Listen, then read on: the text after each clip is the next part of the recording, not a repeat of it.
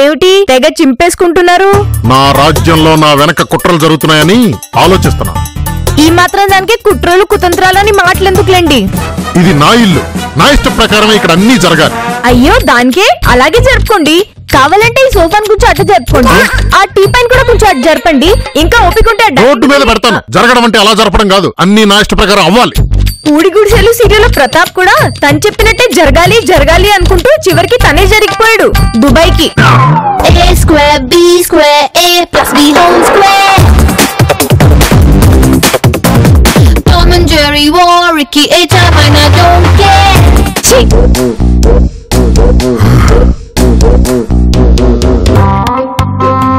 ఏటమ్మగారు బాగా అలసిపోయినట్టున్నారు. బూస్ట్ కల్పన అప్పుడెక్కడైందే? మీ అయ్యగారితో తాగిస్తే చూడు బూస్ట్. ఎంతసేపు మీరు పోట్లాడుకోవడం చూశాను గానీ ఎందుకు పోట్లాడుకున్నారమ్మా? ఏముంది, ఆ బ్యాచిలర్ గాడిని నేను ఇంటి నుంచి తరవేద్దామని చూస్తున్నానంట. దాని గురించి మీ అయ్యగారు నా మీద అరుస్తున్నారు. మరి ఎలా అమ్మగారు? చెప్తా. ఇప్పటి వరకు ఇది కథ కాదు సీరియల్లో రమ్యలా పోట్లాడాను. ఇప్పుడు రేఖ మందార సీరియల్లో సుజాతలా ఆయన్ని టార్చర్ పెడతా చూడు.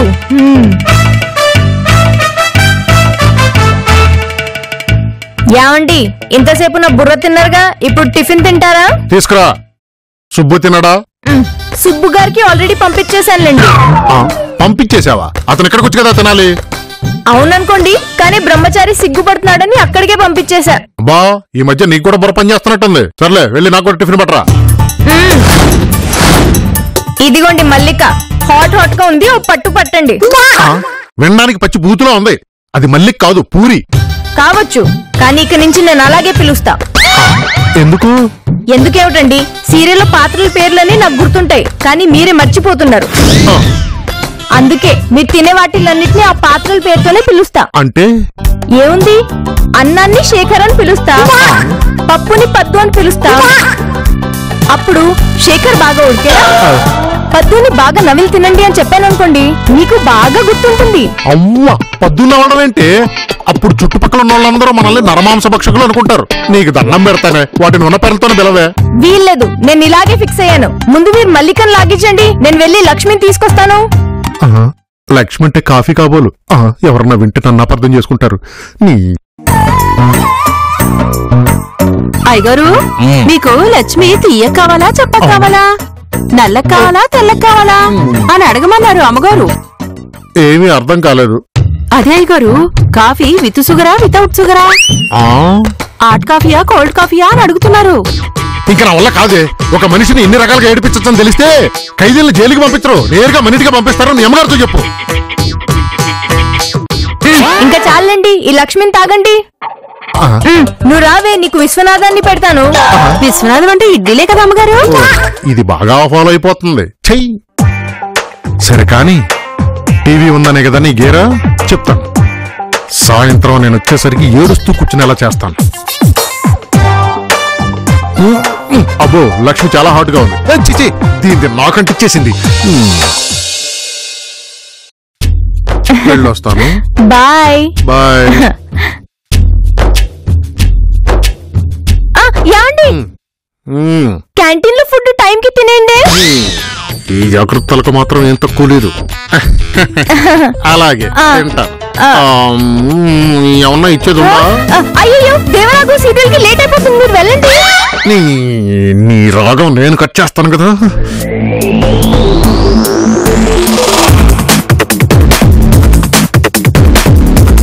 Square B square A plus B whole square. Tom and Jerry war, Ricky it and mine I don't care.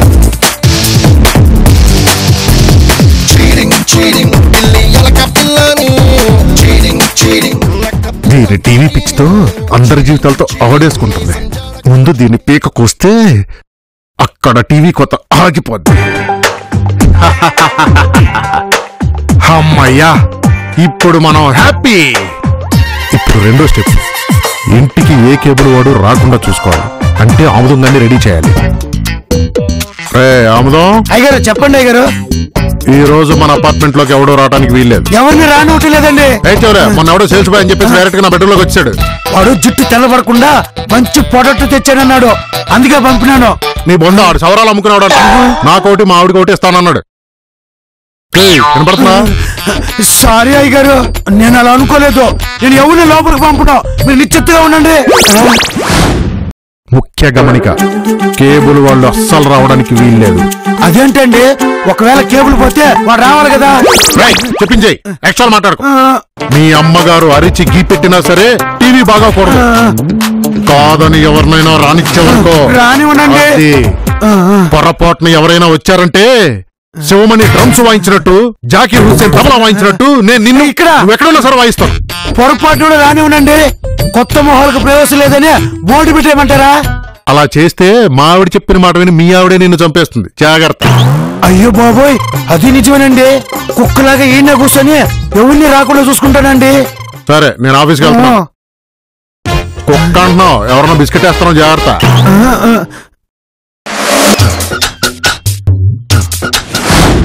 ఒరేయ్ సుబ్రహ్మణ్యం, ఏంట్రా నీ పరిస్థితి ఇలా అయిపోయింది?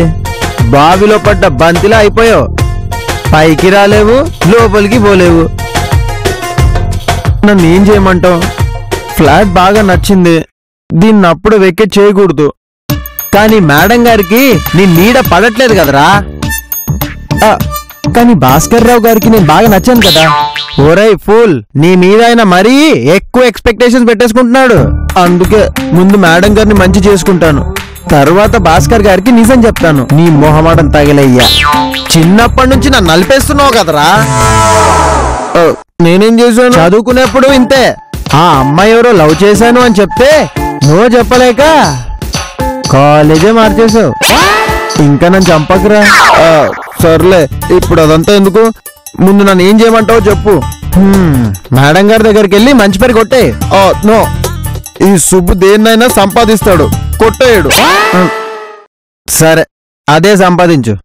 ఓకే, వెళ్తాను. మేడం గారితో మాట కలిపితే ఈ ఆట ఎండ్ అవుతుంది. Best of luck. Thank you madam. నువ్వా ఎందుకొచ్చావు? నేను మేడం గారితో మాట్లాడదామని వచ్చాను. అపార్ట్మెంట్ ఉందా? అపాయింట్మెంటా? అమ్మగారిని కలవాలంటే ముందు నా దగ్గర అపార్ట్మెంట్ తీసుకోవాలి. ఐసు ప్లీజ్ దారుతులు. అమ్మగారు ఇప్పుడు మాట్లాడే పరిస్థితిలో లేరు. నువ్వే కాదు, ఐగోరు వచ్చినా మాట్లాడరు. ఏ ఎందుకని? ఘోరం జరిగింది, దారుణం జరిగింది. ఇట్లాంటి కట్టాలు పగవారికి కూడా రాకూడదని అమ్మగారు అన్నారు. ఏం జరిగింది? నాకు అర్థం కాలేదు. అదో పెద్ద కథ. కొంచెం చిన్నది చేసి చెప్పవా? ఇప్పటికీ 6:35 నుంచి కేబుల్ రావట్లేదు. ఓ సంతేనా? అర్థమేంటి? నేను చెప్పింది వినిపించలేదా? పొద్దున పోయిన కేబుల్ ఇప్పటికీ రాలేదు. పోనీ బాగు చేసే వాళ్ళకి ఫోన్ చేయలేకపోయావా? అమ్మగారు పొద్దు నుంచి అదే పనిలో ఉన్నారు. ఇప్పటికి 50 సార్లు ఫోన్ చేశారు, అయినా ఆడు ఫోన్ తీయలేదు. ఓ అలా జరిగిందా? నేను వెళ్ళి మేడంతో మాట్లాడతాను.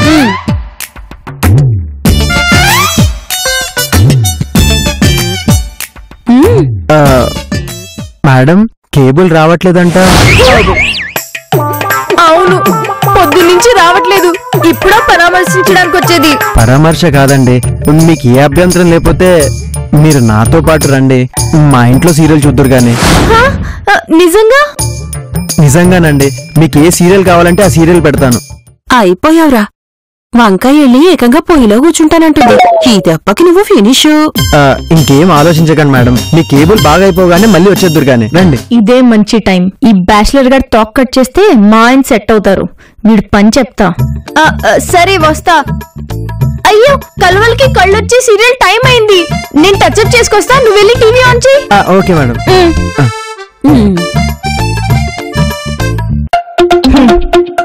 ఐసు, వీడి సంగతి ఏంటంటావు? అమ్మగారు మీ సంగతి తెలియక పాపం రండి రండి అంటున్నాడు. ఆడికి వెళ్ళాక జ్వరం తెచ్చుకుంటాడేమో. మంచి ఆర్ఎంపీ డాక్టర్ ని తెప్పించుకుంటే బెటర్. ఈ టీవీ ఛానల్స్ ఎక్కడున్నాయో బాబోయ్, మనకి ఇంగ్లీష్ మూవీస్ తప్ప వేరే ఛానల్స్ తెలీదే.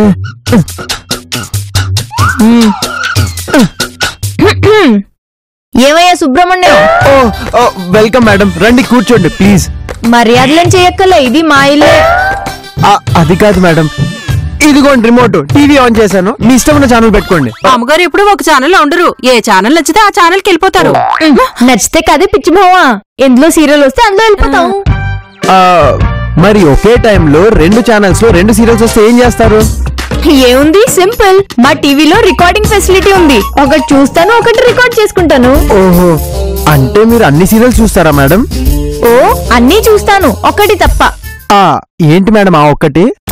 బామ్మలు బ్రహ్మచారులు అని ఒక సీరియల్ ఉందిలే, అది మాత్రం చూడు. ఎందుకంటే అందులో బ్యాచిలర్స్ ఉంటారు. బ్యాచిలర్స్ అంటే నాకు పడరు. ఇదన్నమాట అసలు సంగతి. ఈవిడకేమో బ్యాచిలర్స్ అంటే పడదు, ఆయనకేమో పెళ్ళైన బ్యాచిలర్స్ గా బతకాలన్న కోరిక. వీళ్ళిద్దరి మధ్య ఇలా ఇరుక్కున్నానేంట్రా దేవుడా. అమ్మగారు మైండ్ ఐస్ వేసుకుంటున్నాడండి. ఆల్రెడీ చదివిస్తున్నానే, సీనియర్ ఆర్టిస్ట్ కి ప్రాంప్టింగ్ ఎందుకు? ఏమై సుబ్రహ్మణ్యం, ఎంతసేపటి నుంచి ఉంటావు? ఒక రాజు ఇద్దరాళ్ళు సీరియల్ వస్తుంది, బాగుంటుంది, చూద్దు కానీ కూర్చో.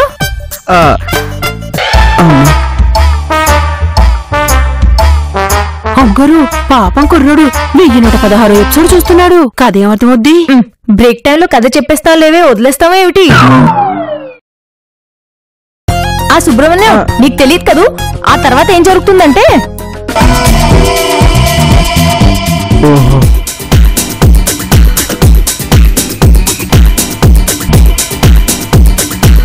అయ్యో ఆగు.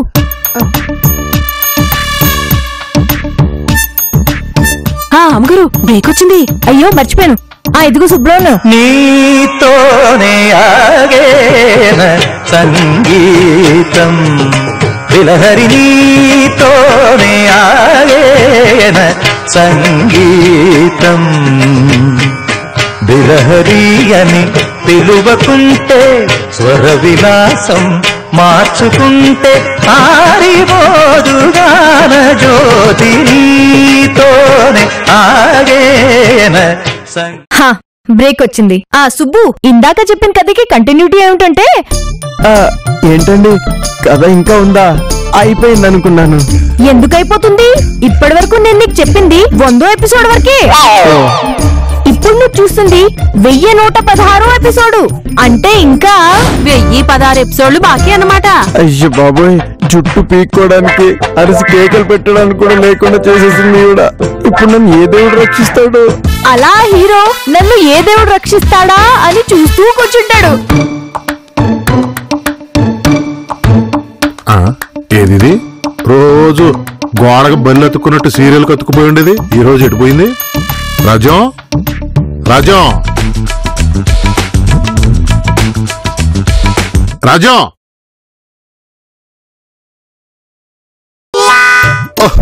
మర్చిపోయాను, కేబుల్ కట్ చేశాను కదా. సీరియల్ చూడడానికి అటు ఇటు వెళ్ళుంటది. ఎక్కడికి వెళ్ళుంటది? వాచ్మెన్ ఇంట్లో టీవీ లేదు. దీని సంగతి తెలిసిన మిగిలిన ఫ్లాట్ లో ఎవరో రానివరో. ఇక మిగిలింది సుబ్బు గారి ఇంటికి వెళ్ళిందా? వామ్మో, వాడికి సీరియల్ కదలని చెప్పి చంపేస్తా ఉంటది. ఆపాలి. రాజా, చూడు చూడు, ఏం జరుగుతుంది ఇక్కడ? అంటే మీ ఇంట్లో కేబుల్ రావట్లేదు కదా సార్, అందుకే మేడం గారు ఇక్కడికి వచ్చి టీవీ చూస్తున్నారు. నేనేం రాలేదు, మీ బ్యాచులర్ ఫ్రెండే మన ఇంటికి వచ్చి మరీ పిలిచాడు. పిలిచాడని వచ్చేసి కథలు చెప్పి చంపేస్తావా? చూడు పాపం బాబు, ఎర్రగడ్డకి వెళ్లే వాళ్ళకి ఎలా తయారైనాడు. పర్లేదు సార్, మేడం గారు బ్రేక్ లోనే కథ చెప్తున్నారు కాబట్టే బతికున్నావు, లేకపోతే ఈ పాటికి సగం దూరం వెళ్ళిపోయి ఉండేవాడివి. అయ్యగారు మన ఇంట్లో కేబుల్ పోయిందండి. తెలుసు. మీరిప్పుడే కదా వచ్చారు, మీకెలా తెలుసు?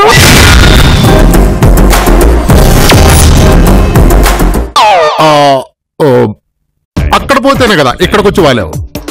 అయినా కాకి ఆకాశంలో ఎంత ఎత్తు ఎగిరినా ఎంగిలి మెతుకులు కనపడగానే నేల మీద వాలిపోతుంది కదా. అలాగే నువ్వు కూడా టీవీ సీరియల్ ఎక్కడుంటే అక్కడ వాలిపోతావు కదా. చాలండి సంబరం, నేనేదో పరాయి వాళ్ళ ఇంటికి వెళ్ళినట్టు అలా మాట్లాడతారేంటి? ఇది కూడా మన ఇల్లే కదా. కానీ మనం అతనికి ఇల్లు అద్దెకిచ్చాం కదా. ఇలా నువ్వు నన్ను టార్చర్ పెట్టినట్టు అతను పెడితే భరించలేడు కదా. పర్లేదు సార్, నాకేం ప్రాబ్లం లేదు. చూడు, కడుపులో మొహమాటం దాచుకుని మొహంలో ఎక్స్ప్రెషన్ ఒకటి, నోటితో డైలాగ్ ఒకటి చెప్తున్నాడు పాపం. చూసించాలే, 10 ఏమిటి ఇంకా చూస్తున్నావు? జరిగిన అమ్మానం సరిపోలేదా? నడు.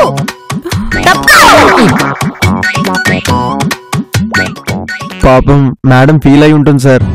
ఆవిడ్ని పాపం అనకూడదు సుబ్బు, మనకు పాపం తగులుకుంటది. సర్లే, ఫేస్ చూడు ఎంత టైట్ గా ఉందో, ఎన్ని కథలు చెప్పిందో ఏంటో. ఫ్రెష్ అయ్యి వస్తాను, నువ్వు రిఫ్రెష్ అయ్యి ఉండు. సరే ఈయన చెప్పే మాటలకి ఇచ్చే ఎక్స్ప్రెషన్ కి ఏ సంబంధం లేదు. ఎవరి తలరాత ఎవరు రాస్తారు, దైవమున్నాడు నడుపుతున్నా. ఓ ఇక్కడున్నావా? హే సుబ్బు, ఏం చేస్తున్నావు? పొద్దున మేడం చెప్తున్న సీరియల్ ఎపిసోడ్లు వింటున్నప్పుడు అదే నా జీవితానికి లాస్ట్ బ్యాంక్ అనుకున్నాను సార్. టైంకి వచ్చి సూపర్ మ్యాన్ లా సేవ్ చేశారు. నువ్వు ఒక్కరోజుకే ఇలా అయిపోతే నేను 20 సంవత్సరాలుగా భరిస్తున్నాను. మా మొదటి రాత్రి రోజున కన్యాకుమారి కథ చెప్తాను అంది. రొమాంటిక్ కథ చెప్పి రంగంలోకి దింపుతుందేమో అనుకున్నాను. ఓహో, చెప్పిన తర్వాత తెలిసింది అది కన్యాకుమారి సీరియల్ కథ అని. అప్పుడు మొదలైంది నాపై దయలేని దండయాత్ర. మొదట్లో వీక్లీ సీరియల్లా ఉండేది, ఆ తర్వాత డైలీ సీరియల్ అయ్యి చిన్న పెద్ద తేడా లేకుండా నవ్వులుతున్న చూయింగంలా సాగుతూనే ఉంది. నిజంగా మీ ఓపిక్కి ఆస్కర్ అవార్డు ఇచ్చినా తప్పులేదు సార్. అరే అలాగే మేడంది కూడా చాలా గొప్ప బ్రెయిన్ సార్. లేకపోతే అన్ని వేల ఎపిసోడ్లు ఎలా గుర్తుంటాయి సార్? ఆ బ్రెయిన్ కి బాఫ్టా అవార్డు ఇచ్చినా తప్పులేదు సార్. పిచ్చి సుబ్బు, దాన్ని బ్రెయిన్ అనుకుంటున్నావా? Setup box. అది సీరియల్స్ ను మాత్రమే రికార్డ్ చేస్తుంది, మనలాంటి వాళ్ళ మీద అప్లై చేస్తుంది. ఆ బ్రెయిన్ ని అభినందించాలో ఆ బాధని అనుభవించాలో తెలియక బాద్షా సినిమాలో బ్రహ్మానందంలో అయిపోయింది నా పరిస్థితి. Frustration frustration frustration. అది పెళ్ళం నుంచి ప్రజల మీదకి వెళ్లి ఈ ప్రపంచం మీద ఫ్రస్ట్రేషన్ పెంచింది. రిలాక్స్ సార్, మీరు రిలాక్స్ అవ్వండి. ఆ రిలాక్సేషన్ కోసమే ఒకటి ఏర్పాటు చేశాను. ఏం ఏర్పాటు చేశారు సార్? అది చూడగానే నువ్వు అబ్బా ఇలాగే అంటావు. పద వదలండి సార్. పదరాజా. సార్ ఎక్కడికి సార్? పద. అబ్బా కమాన్ మై బాయ్, కమాన్. చూడు,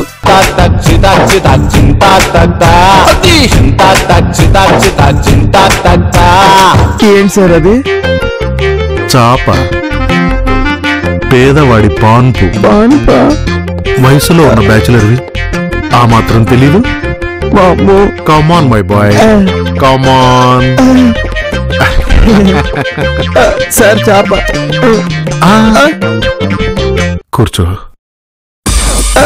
ఇప్పుడు ఇంకో అదిరిపోయే ఏర్పాట్లు చేశాను. అవుదా? వస్తున్నాయి గారు. ఏంటయ్య గారు? అది తెమ్మన్నాను, తెచ్చావా? ఒక్క నిమిషం, ఇప్పుడే తెచ్చేస్తాడు. అయ్యగారు తీసుకోండి. పోలా, అదిరిపోలా. పోయాను, అయిపోయాను. ఇది ఆవిడ ఎంటర్టైన్మెంట్ హింస నుంచి ఎంజాయ్ చేసేలా చేస్తుంది. ఎన్ని ఎపిసోడ్లు విన్నా ఎదుర్కొనగలిగే శక్తినిస్తుంది. ఒక్క పెగ్గు, ఒకే ఒక్క పెగ్గు.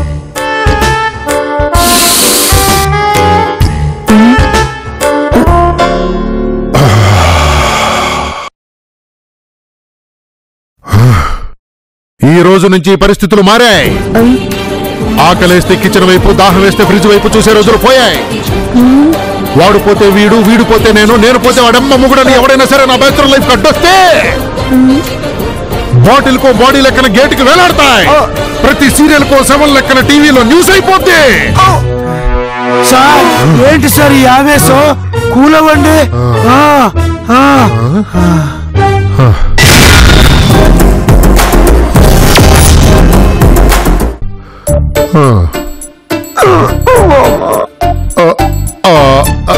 సారీ సుబ్బు, వాసన చూసేసరికి ఒళ్ళు తెలియలేదు. సరే రా, చేర్చి చెప్పు, చెలరేగిపోదాం. నాకు ఇలాంటి అలవాట్లు లేవు సార్.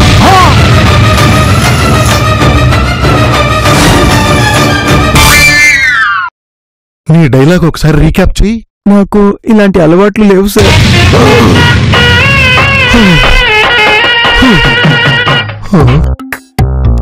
ఒకవేళ హౌస్ ఓనర్ నన్ను మొహాట పడుతున్నావా? మన యూత్ కు మొహాటలే ఉంటాయి. ప్రామిస్ సార్, నాకు ఇలాంటి ఏ అలవాట్లు లేవు. నేను నిజంగానే చాలా మంచివాణ్ణి సార్. పర్లేదు సుబ్బు, మంచివాడిని బాధపడకు. వసంత కోకిల్ సినిమాలో కమల్ హాసన్ శ్రీదేవిని మార్చుకున్నట్టు నేను నిన్ను మార్చుకుంటాను. మార్చుకుంటారా? ఎలా మార్చుకుంటారు సార్? తోడుగా, నా బ్యాచులర్ లైఫ్ కి సరిజోడుగా. చెప్పు సుబ్బు, నాకు తోడుంటావా? నేను ఆ టైప్ కాదు సార్. మీనింగ్ మార్చుకో, నీకు అర్థమయ్యేలాగా నేను పిట్టగా చెప్తాను, వింటావా? ఓ సంస్కారవంతమైన తండ్రికి ఒక అందమైన కూతురుంది. పేరు రేవతి. చదువుల్లో సరస్వతి. తను గుణవతి, శీలవతి, కళావతి. తనని తలుచుకుంటే పోతుంది నాకు మతి. నాకెందుకు దుర్గతి? ఆ అమ్మాయిని ఇద్దరు కుర్రాళ్ళు ప్రేమించారు. ఒకడు మంచివాడు, ఇంకొకడు మహా జాడుగాడు. మంచివాడు ముందు ఆ అమ్మాయి తండ్రి దగ్గరికి వెళ్లి మీ అమ్మాయిని ప్రేమిస్తున్నాను అని చెప్పాడు. అతను నా కూతుర్ని ప్రేమించడానికి నీకు అర్హత లేదు, ఉద్యోగం లేదు, ఆస్తి లేదు అన్నాడు. ఆ మంచివాడు సరే అన్నాడు. నేను డబ్బు సంపాదించి నీ కూతుర్ని ప్రేమిస్తాను అని చెప్పి వెళ్ళాడు. ఆ రెండోవాడు అంటే జాదుగాడు నేరుగా ఆ అమ్మాయి దగ్గరికి వెళ్లి నిన్ను ప్రేమిస్తున్నాను అన్నాడు. వాడి ధైర్యానికి మెచ్చి ఆ అమ్మాయి సరే అంది. మంచివాడు డే అండ్ నైట్ కష్టపడి సంపాదిస్తుంటే వీళ్ళిక్కడ డే డిస్కోలకి నైట్ పబ్బులకి తిరిగి ఎంజాయ్ చేస్తున్నారు. వన్ ఫైన్ డే ఈ వెధవతో పెళ్లికి తన తండ్రి ఒప్పుకోవడం తెలిసిన ఆ అమ్మాయి పారిపోయి పెళ్లి చేసుకుంది. కూతురు మీద ప్రేమతో ఆ తండ్రి ఇద్దరిని తీసుకొచ్చి ఇంట్లో పెట్టుకున్నాడు. మంచివాడు చక్కగా సంపాదించి తిరిగొచ్చేసరికి వీళ్ళిద్దరూ చక్కటి బిడ్డని డైపరేసి వాడి చేతుల్లో పెట్టారు. ఇప్పుడు చెప్పు, ఈ కథలో పాయింట్ ఏంటి? సార్, మీరు పిట్ట కథ అన్నారు కానీ అందులో పిట్టే లేదు కదా సార్. పాయింట్ అడిగితే పెట్టనిదిగో చూడు, అది నీ పరాకాష్ట. ఇప్పుడు పాయింట్ చెప్తాను విను. మంచివాడు యవ్వనం వదిలి సంపాదించాడు, రెండో వాడు యవ్వనం ఎంజాయ్ చేస్తూ సాధించాడు.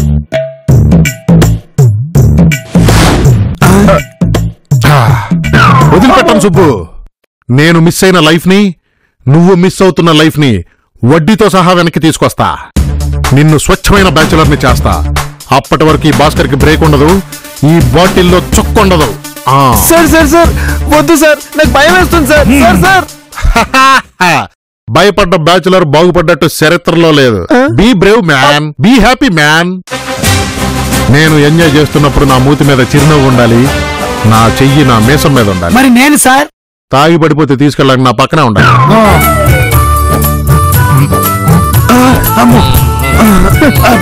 ఓరి దేవుడు, పెనం మీద నుంచి పొయ్యిలో పడ్డట్టయింది నా పరిస్థితి.